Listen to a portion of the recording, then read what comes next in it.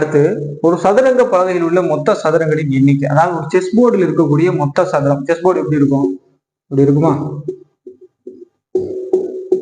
இது இருக்கக்கூடிய மொத்த சதுரங்களின் எண்ணிக்கை நம்மளுக்கு 8 × 8 64 போட்டுக்கூடாது. ஏன்னா நம்மளுக்கு 8 கட்டா. சரி, 8 × 8 64 தானே? இல்ல, n ஸ்கொயர் வர்க்கங்களின் கூடுதலுக்கான ஃபார்முலா என்ன அப்படின்னா n × n + 1 × 2n + 1/6. இந்த ஃபார்முலா படி நம்ம ஒரு ரோல் எத்தனை இருக்கு மட்டும் எடுத்துக்கிறோம். 8 கட்டம் இருக்கும் இல்லையா? அப்ப 8 கட்டம். அப்ப 8 × 8 + 1 × 2 × 8 + 1/6. அப்ப 8 9 8 16 17 6. இப்ப கேன்சல் பண்ணுங்க. 2 6 4 8 3 9. அப்ப 12 × 17 204 கட்டங்கள், 204 சதுரங்கள் இருக்கு.